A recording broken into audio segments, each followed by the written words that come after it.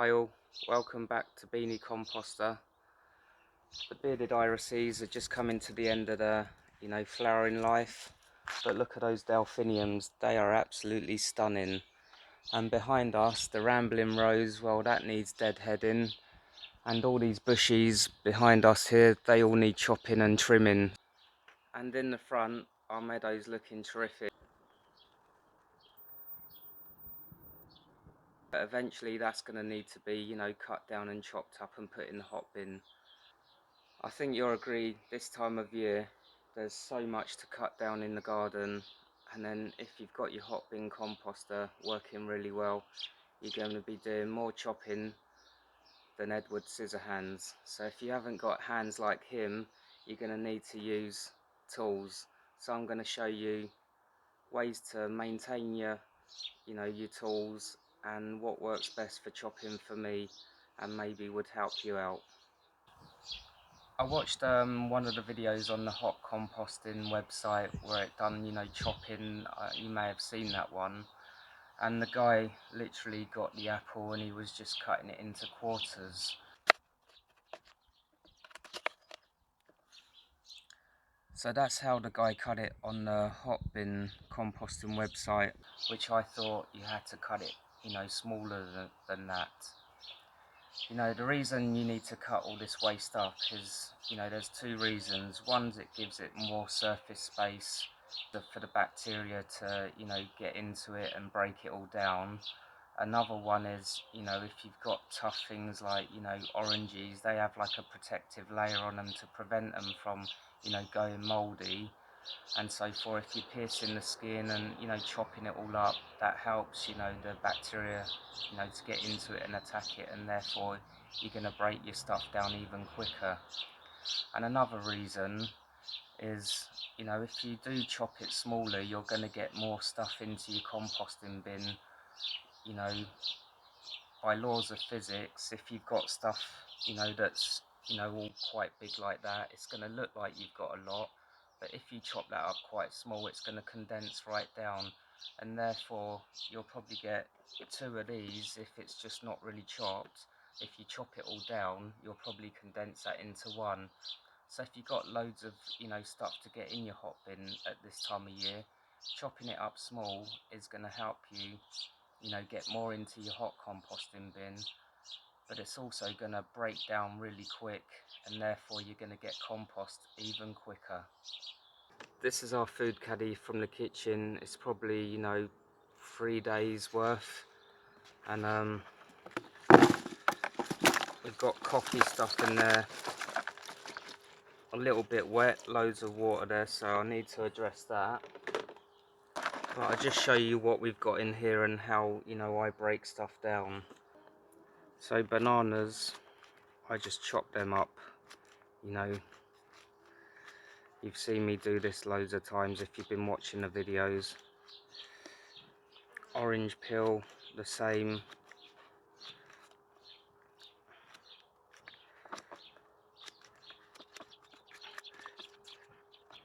And watermelon, which is, this time of year you might be eating this, but it's actually, that's where a lot of the moistures come from. So if you are putting watermelon into your compost, then make sure you put plenty of shredded paper in with it.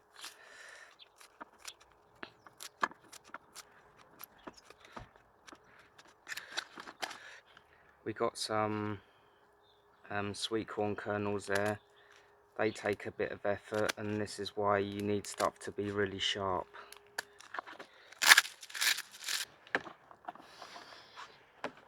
So I'm going to put that back in there and we'll see how much further down that's gone now.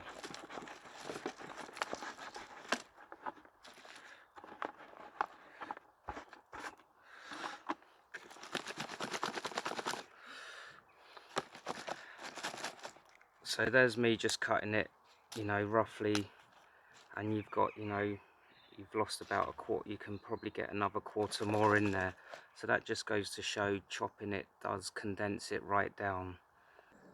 At this time of the year when the weather is so hot and you've got, your kitchen caddy stuff, if you have been eating watermelon, mangoes, all those sort of things that are really full of water, and you know your caddy's been sitting in the kitchen for a couple of days, then you might end up with loads of water like that. So what I would suggest is, you know, put it in a plastic bag like I've got here, just snip, you know, a bit off at the end and let all that water go out before you put it in your hot composting bin, just to get rid of as much water as possible. That's today's top tip, by the way.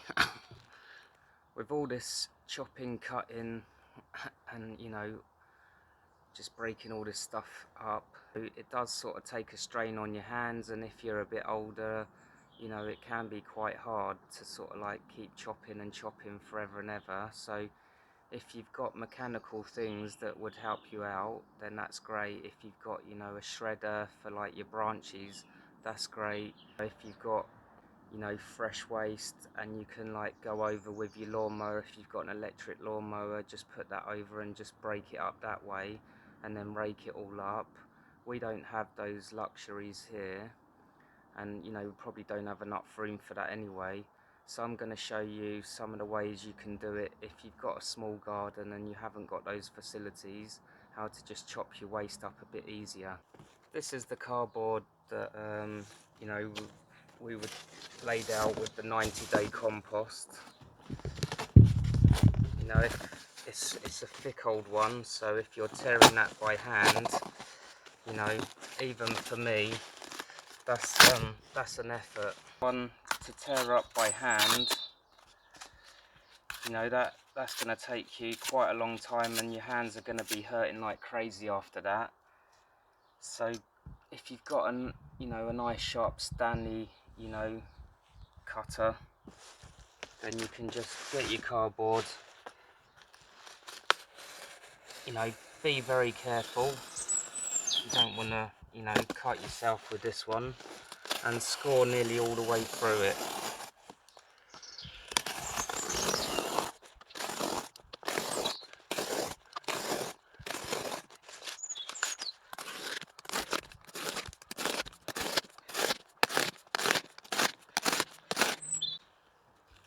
And then they will just fall to pieces,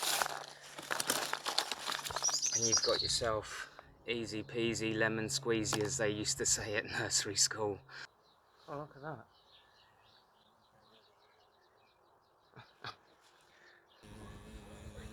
Look at this. Oh, so cool.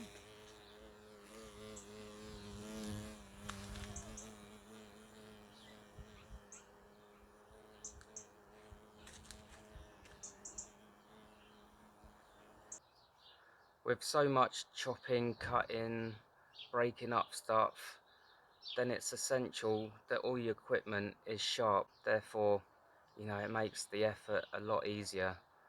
So when it comes to like your kitchen knife, if that's not sharp, then I tend to use like just a normal steel. So I go like, and then, you know, keeping your knife sharp, because I'm a chef, that's essential for me. But if you are chopping stuff at home for the composting bin in the kitchen, you know, like say an old carrot's gone a bit mouldy and you just want to chop that up, then having a sharp knife is really going to help the procedure, and it's going to make it less effort on your hands. Just getting that almost on a slight angle, and we're just going down, you know, the sides.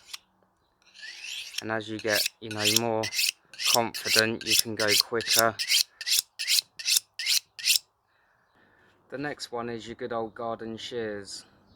So if you've got a piece of paper, you know, we should be cutting right through those, just like that, you know. But if you're, you know, if the paper's crumbling and, you know, it's not cutting, then this is how you sharpen your shears, if you've got the, you know, facilities to do that.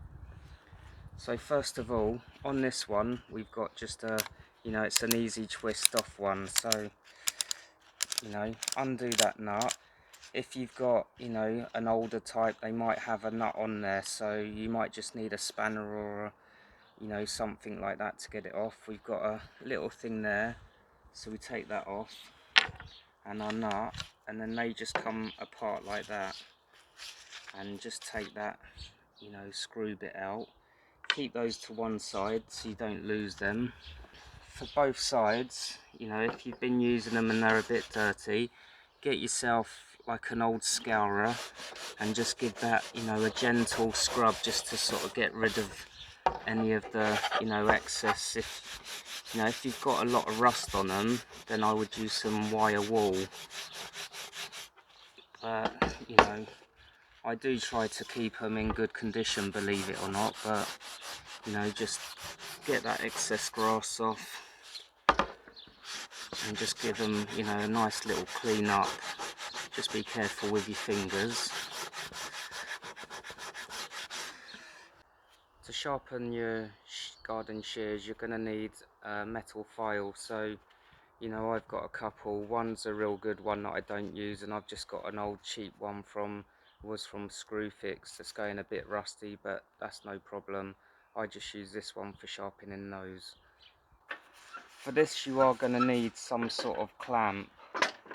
So, you know, I've got a workmate here. You might not have one of these, but if you've got a vise in the shed, that works really well. And, you know, normally I use the vise in the shed, but just because it's easier to film for you guys, this is, you know, easier. So get that nice and tight. Once again, just be careful. These are sharp items, so you don't want to be doing this when there's like children around that could fall on it, and just be mindful for yourself. So we've got two sides here. The flat side, which is the, you know, the part that's the part that go together, you know, like basically, you know, like that. So you've got two flat sides, and then you've got the other sides that have got the groove on there, and that's the bit you need to sharpen. So get it in the vise that's nice and tight. So with your file, we're going to follow the manufacturer's bevel, which you'll sort of see that it's around about a 45-degree angle. So, you know, we're going to just take the file and go along in that bevel.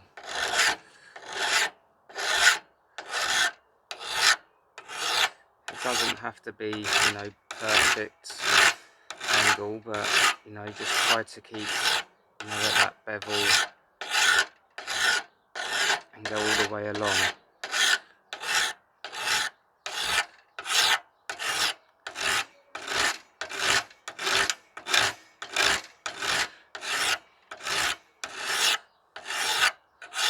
And you don't need to take too much off.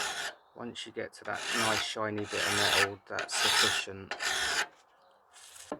With the flat bit, I just take, you don't want to take anything off there, but I just, you know, put the file on there completely flat, and I just go, you know, all the way along it, just a couple of times, and that's all you need, just a couple of times. We're going to repeat that for the other side.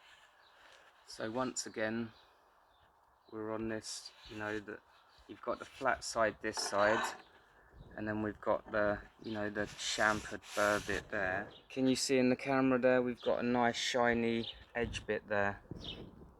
Can you see that? I don't know. I Oh, can't. you're the filmer. Can we see it or not? Yes! Okay. Mrs. is getting irate now. Imagine what I have to put up with 24/7. You're just watching the videos. Then with your screw, just put that in. Make sure you've got that washer, you know, you haven't lost that. And then you'll have, you know, a square bit on that bolt, and then you just sort of line that up. It'll only go one way, and then your spring that goes in the grooves. I always just put a little bit of 3-in-1 oil, you know, over the nut, over the bolt I mean, and then just screw that, you know, screw that in. And then this one, it just clicks, and you just get that to, you know, as tight as you think, and then when you cut it, if you think it needs another little tighten, you just tighten it up and then and check that's nice and sharp, and there you see that is lovely and sharp. So that's quick and simple. If you've got a lovely sharp pair of shears like this, then you can use this to chop up your waste quite quickly.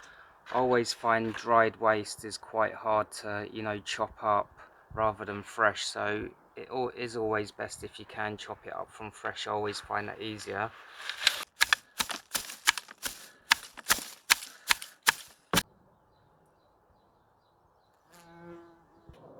I find gardening secateurs are the things I use the most in the hot when I'm chopping stuff up for the hot composting bin. So for me, they're like really important in terms of keeping those sharp, but also, you know, the feel of it as well. The Missy's got a pair from Lidl, I think they were, and I just find not only is the blade quite, you know, a lot smaller, I just find the actual handles quite uncomfortable for me. So that's one thing to bear in mind when you're buying stuff like that. Make sure it's real comfortable for you, because you will be using stuff like this for chopping up a lot. You want something that's nice and comfortable, that's gonna, you know, not give you a pain in the not a pain in the arse, but a pain in the hand. To keep your secateur sharp, I find using, you know, like a diamond blade is really, you know, good for these. For the secateurs, you've got a screw here that just keeps them together. That bit comes off.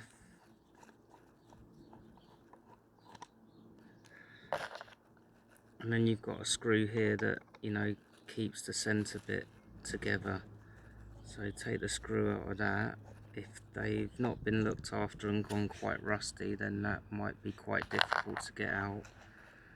And then you'll get this centre bit just, you know, slips out. And then you get, you know, a spanner in there and just undo this centre bit, and that all comes apart like that. And, you know, this will all come apart. You don't need to take that off, but if you're going to clean them up and, you know, de-rust them and everything, then this is a good time to do that. You've got two parts to the secateurs, one that hasn't got like the blade bit on for sharpening, and then you've got this bit, the pointier bit, that you've got a flat bit there, and then you've got the actual bevel bit there that needs to be sharpened. First of all, make sure that blade's nice and tight. If it isn't, then just get a Phillips screwdriver in there and tighten that up. So if that's a bit loose, then that might be, you know, a bit of an issue. So make sure that screw there is nice and tight.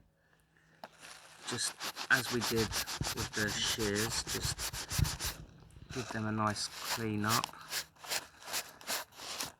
with something like a scourer.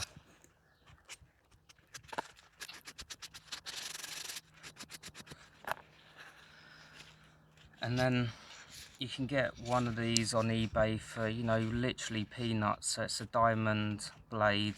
It's got a coarser bit on one side and finer on the other. And I just find this is really, you know, cheap and simple and easy for me to sharpen it. So I'm putting a bit of pressure there and just going downwards. And then the other side, just a few with the other one.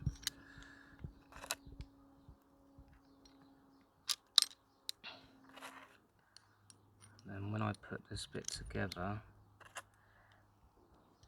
and I put my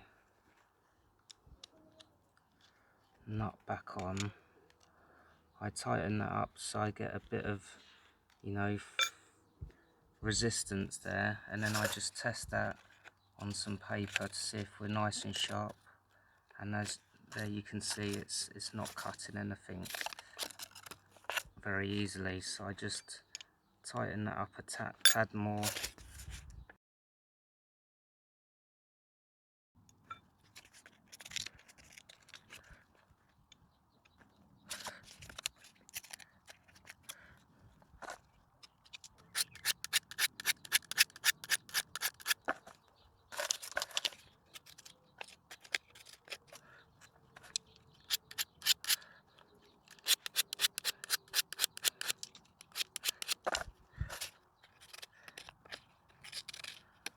once you're cutting the paper nice and sharp like that, then you can put all your bracket back together. So the teeth fit into that teeth just to keep it all nice and steady, and screw that one down.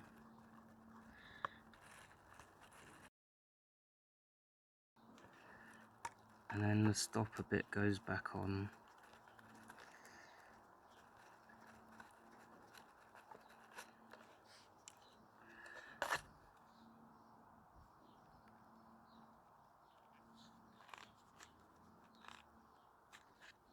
Give your spring a, a little bit of oil in there, and hopefully that should be nice and sharp now. And then just test it out, see if it's nice and sharp, and there we have it. If you don't want to take your secateurs all apart, then you can just sharpen the blade without taking them all apart. So just as we've done it before, so you don't need to take it all apart, but that's just if you want to sort of clean them up, maintain them, and once a year before you put them away, then that's just an option for you. Final summary on the bench as usual, guys. This time of year you are going to be chopping your stuff up for the hot composting bin. It is well worth chopping it as small as possible, in terms of it'll rot down quicker and you will get your compost faster, plus you'll be able to get more in your hot bin. And it is well worth maintaining your tools so they're nice and sharp, just to make it easier on yourself, and just to make everything a bit easier. So hot composting isn't easy, so it is quite hard work. So hope this video has helped you out just to make things a little bit easier. Thanks again for all your comments and support, and if this video has been helpful for you, let us know, and hope to see you on the next one. So until next time, happy composting.